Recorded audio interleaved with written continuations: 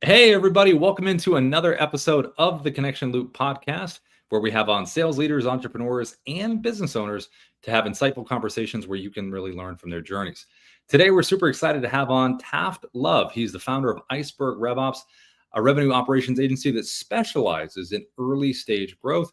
He and his team deliver end-to-end funnel strategy and, most importantly, the implementation. Taft, welcome into the podcast. Hey, thanks so much for having me. I appreciate it. Yeah, of course. So why don't we start off, just talking to the audience a little bit about your background, which I think is very interesting. Like we were talking before we came on here, you began in law enforcement, you made your way all the way into the tech world, and you actually led some sales teams, which led a particular company that was sold to Dropbox, which is pretty awesome. So you're a multi-talented gentleman. So go ahead. Yeah, it's a winding road. I dropped out of college. I knew better than my parents and everyone else in my life, and decided I didn't really need college. So went to police academy at 19, graduated at 20, became a cop way before they should have let me be a cop. And I still remember the question in my interview where they said, how do you expect us to let you enforce laws when you've told us you drink alcohol and you're not old enough to drink? And my answer was, I'll quit if you hire me. And it made them laugh. And I think that's part of the reason they hired me. I went back to school while I was a cop, became a detective, then worked on a federal task force doing financial crime investigation for the feds, and ultimately decided I wanted to do something else, follow my mom's footsteps. She was in sales my whole life. Took a detour to Asia for a few years, lived in South Korea, and when I came home, I got a Craigslist sales development rep job with a tech company. When I figured out San Francisco is wildly expensive and the money I saved wasn't even a month's rent. Mm-hmm. Wow. Well, how about when you were a detective? You must earned some sales skills there, though, in terms of being able to do some stuff there, I would imagine. Yeah, learning to talk to people, meet them where they are, the value of honesty, even in tough conversations. I think a lot of what you see on TV isn't actually true. A lot of the time, just being honest with somebody about the situation can be really valuable in law enforcement and in sales. And that was learning to deal with difficult conversations and have them head on is something, as a Southern waspy kid, I didn't learn at home. And that was a place where I learned that skill really quickly.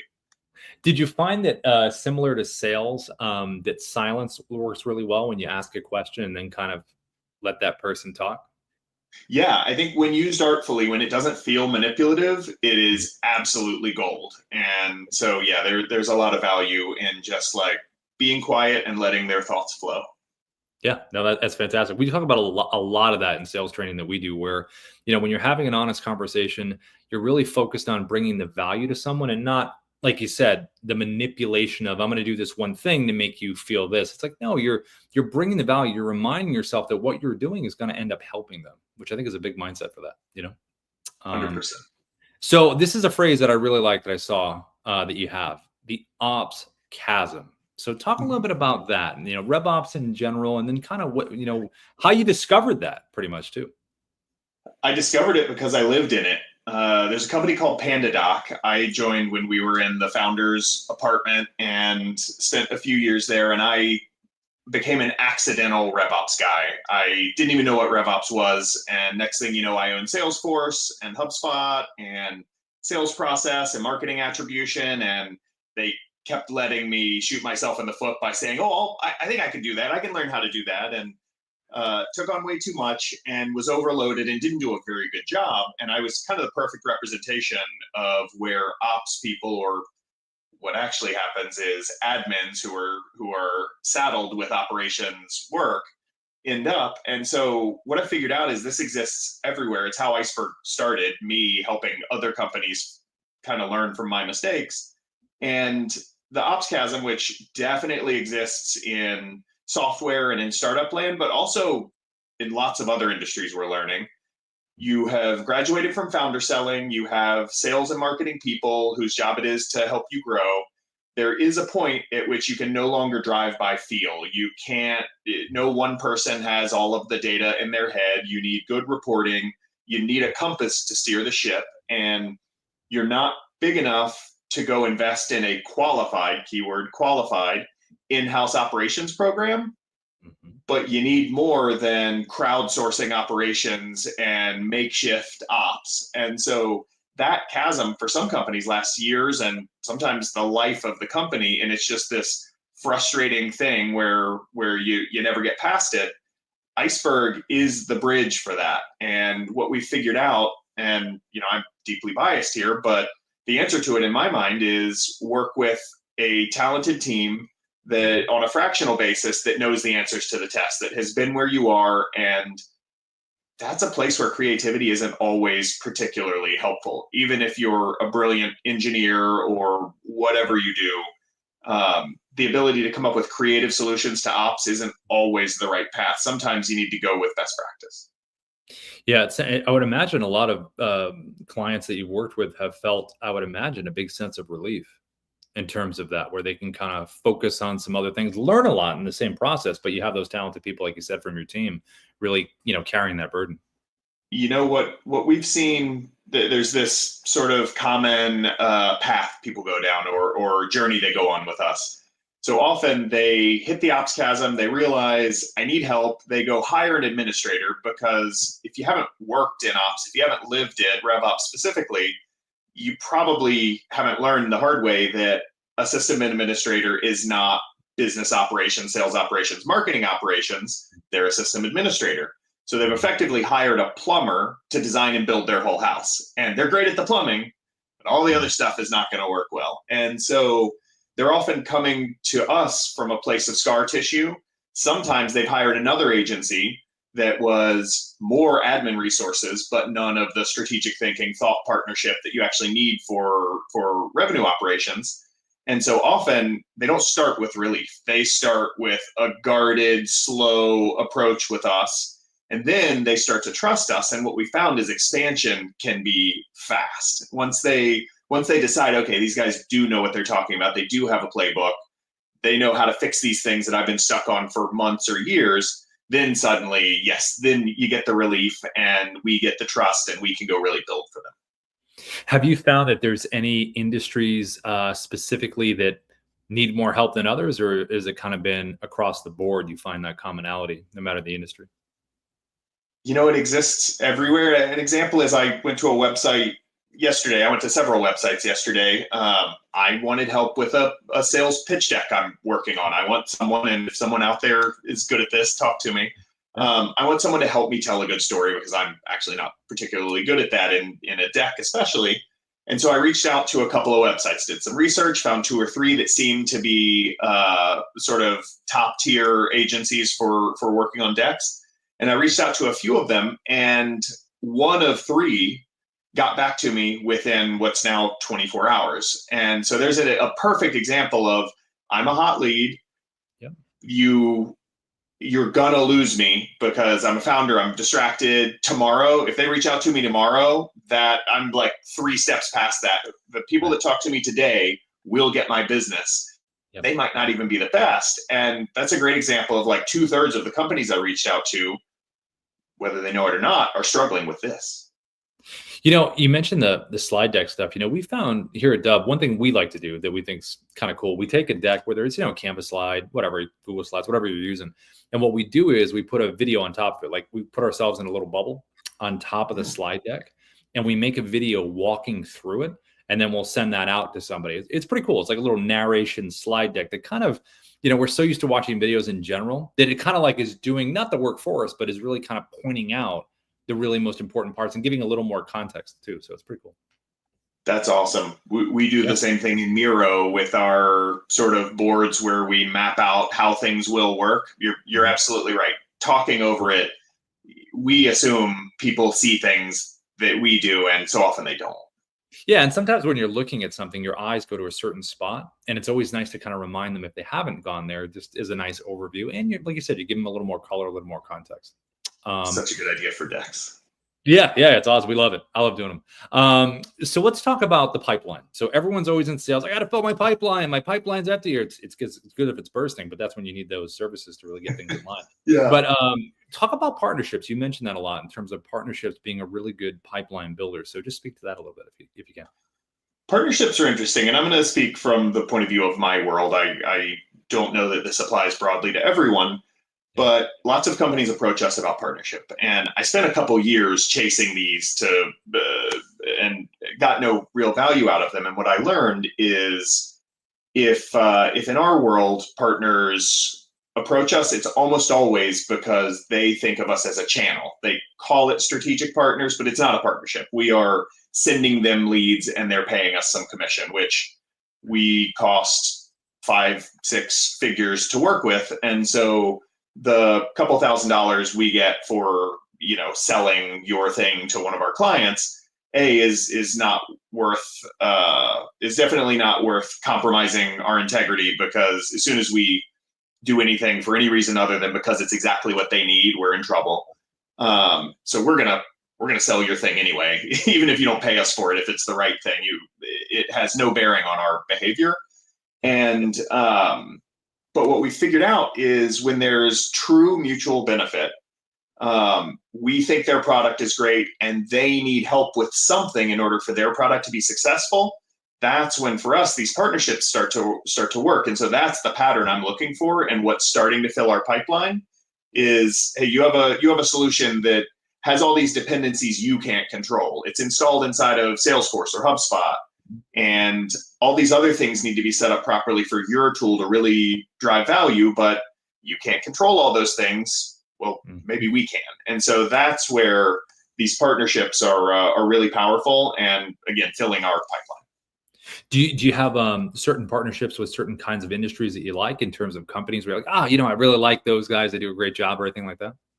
Yeah, we have a couple. So one I've leaned into lately is Gong, if it's okay to be specific. And yeah, of course. Yeah.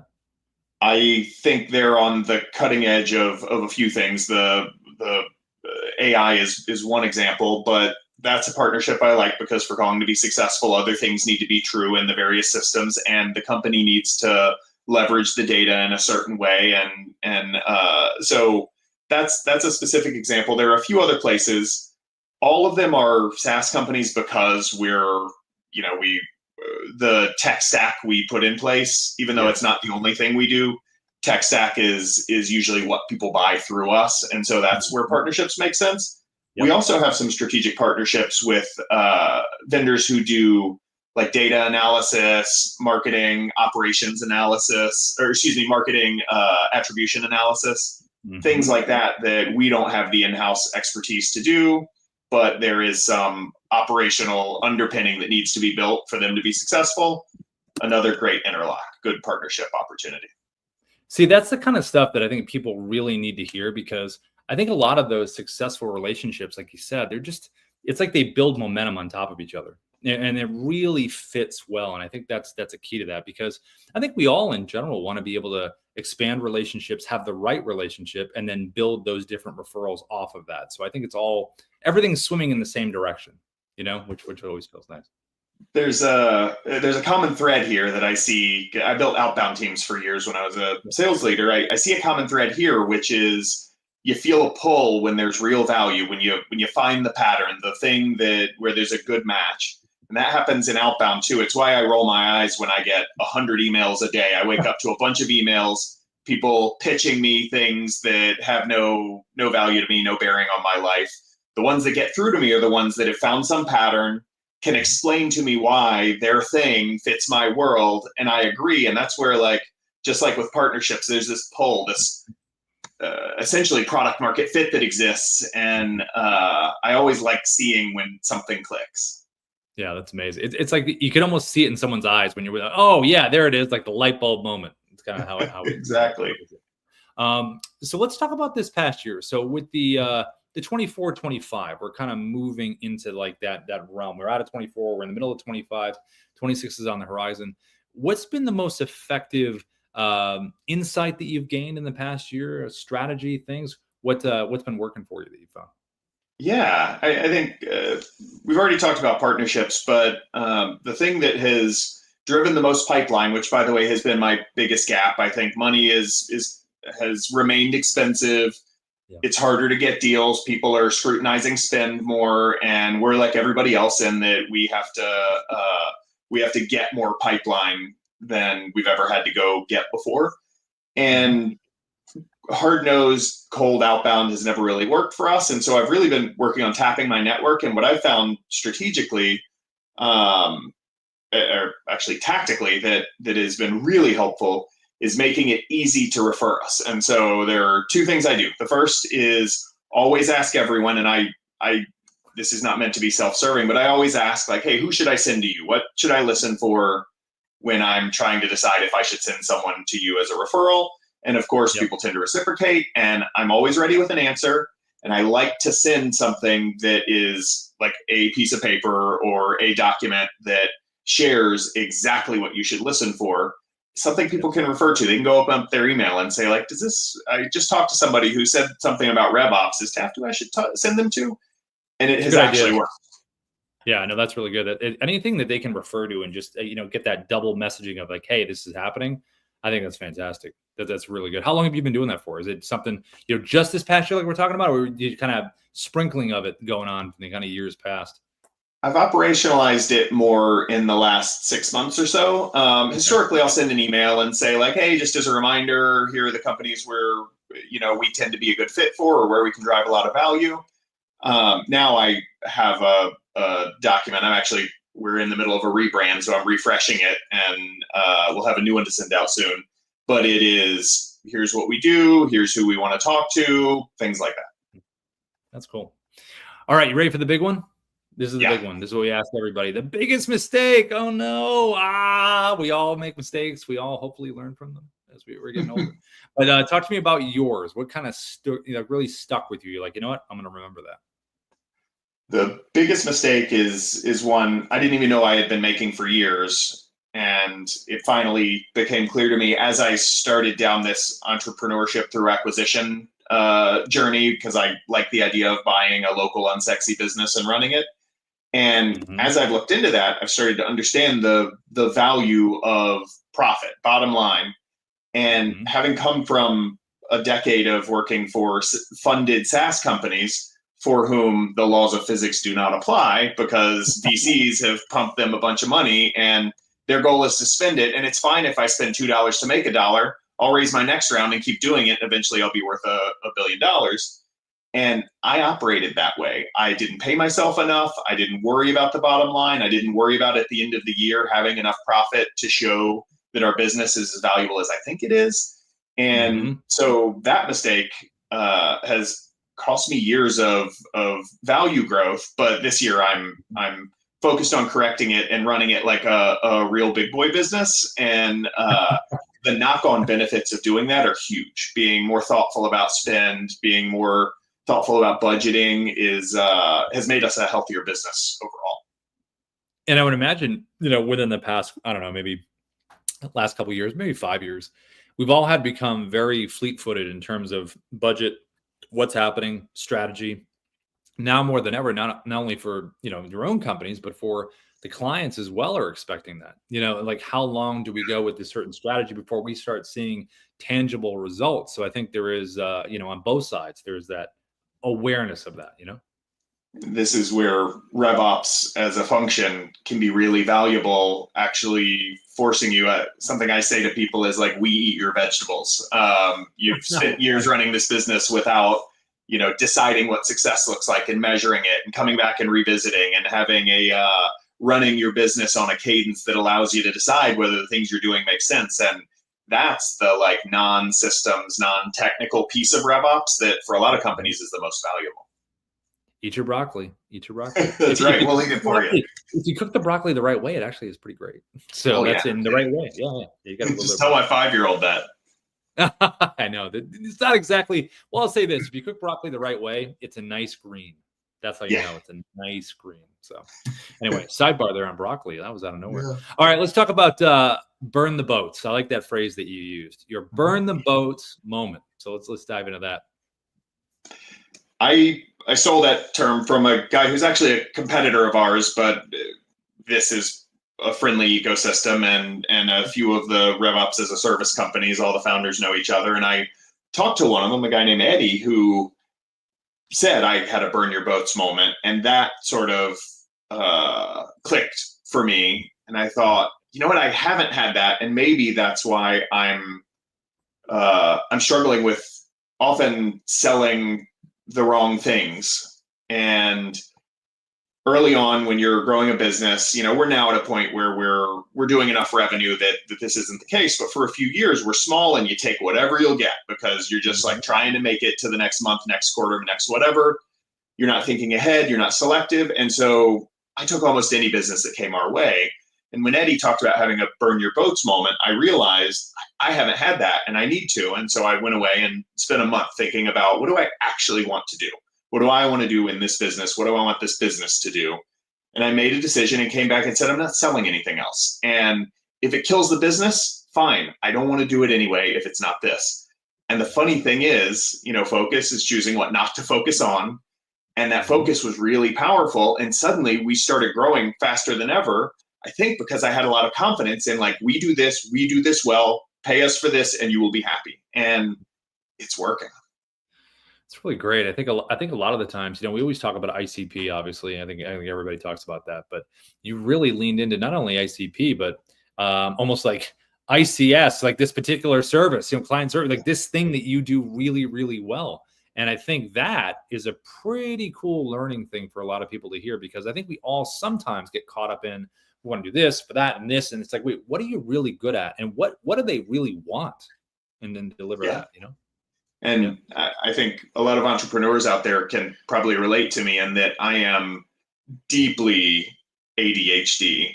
And it is easy for me to jump from thing to thing to thing and big ideas, and the little bit of discipline I could muster to focus really helped me get the ball rolling. And now I'm thinking about where and how can I focus more, and it's paying off every time I make the decision to not do things. That's really cool. All right, so this brings us towards the end, but I have this one on for you, and this is something we're all talking about, obviously. AI, where it exists in the world. We talked to a lot of sales leaders about this, how they feel about it. They give us our take. What about you in terms of the RevOps world? I have a few thoughts about AI, and I'm gonna try to package them for you here. I'm on my own AI journey. I spent the first year or so after AI started exploding, and I was a naysayer, and I'm coming around almost fully. And I think there's a lot of hype and puffery, and there are a lot of companies that are still using AI as a marketing term more than an actual technical term. And I think there's a lot of confusion out in the market, but I think RevOps is a great place for AI in certain pockets, and in other places, I think it's going to be really hard to replace the strategic side of operations. I think in RevOps, just like in almost everywhere else, something that we're going to see AI do over the next few years is the more menial tasks are going to start being chipped away by AI. The question I used to ask, and it still applies but has new meaning now, is like, is your job above or below the API? Can it be automated away? Right. And the thing I'm seeing in RevOps, I think, is going to be a little bit like marketing, in that some of these more junior positions where almost like interning or apprenticing, you do the menial work that the senior guys and gals don't want to do in order to earn your spot on the team and become a strategic player. Yep. As those get taken away by AI, the thing I'm thinking about is, how do we teach the next generation to do RevOps if there's no sort of entry level, no ladder to the strategic roles? Mm-hmm. And so that's the effect, more than any one product or thing it's doing, that I'm starting to think about. And at Iceberg, how do we bring up the next class of people to be great consultants when we need fewer and fewer people to run through spreadsheets and correct things and be in meetings to help us take notes and help write project plans and all these things that are now below the API thanks to AI? So that's the angle I'm thinking about a lot right now. Yeah, and I think that's a really good breakdown of it, because that's really what's happening. And it's funny, the that ladder of menial tasks, like the menial ladder, AI is obviously going to climb that ladder. And then the menial definition starts to get a little higher. And like, at what point is menial cut off? And then it starts really diving into the critical thinking, the not the menial task, things like that. So it's going to be very interesting to see where that final rung of the ladder kind of is. And there's that a stopping point in terms of really assisting people in the service industry, sales, all of that, because it's got to be supportive. We think, supportive, because, if it's replacing, then it makes it, on a certain level, there's got to be some little cap on the replacement for us humans.